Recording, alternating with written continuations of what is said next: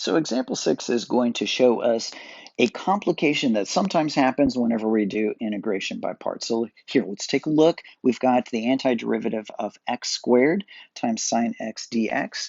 Excellent candidate for integration by parts because we have a power function multiplied times a transcendental function. We'll write down limit.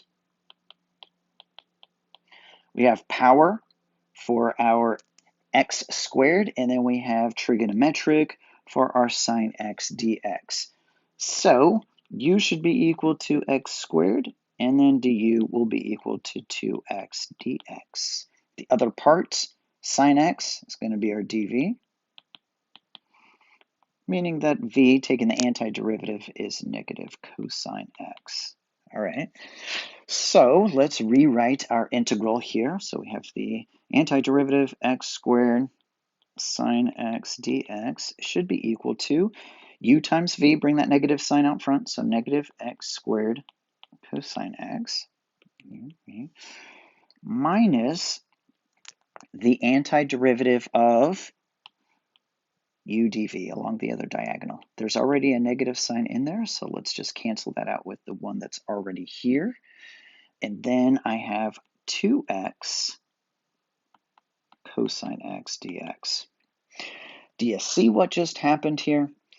We switched out our original integral for one that was a little bit less complicated, but we still have a product. And this product, in order to resolve it, also needs integration by parts. That's correct. Sometimes whenever you're doing integration by parts, you have to do it multiple times within the same problem.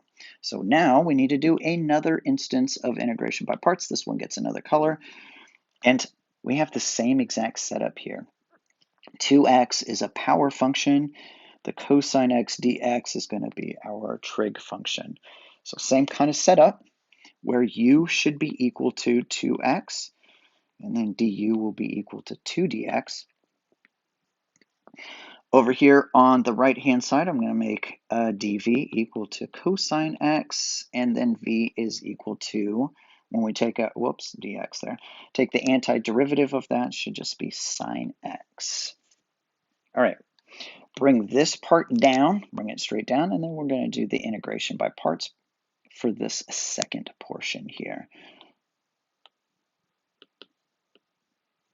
So we've got negative x squared cosine x, and then a uv, so plus 2x sine x for our u times our v, minus the integral from v du.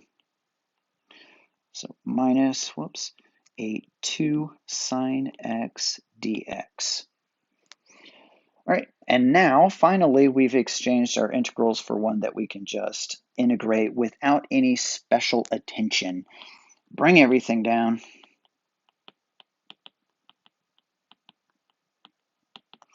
And minus, so the antiderivative of sine is a negative cosine, which is going to cancel out with this negative sign, and then we have that 2 still coming along for the ride, negative 2 cosine x plus c, because this wasn't just a general antiderivative. And finally we are done with this particular problem. Let me encourage you to go back through this problem, set this thing equal to y, take its derivative, and confirm that in fact you do get x squared sine x for the derivative of our antiderivative.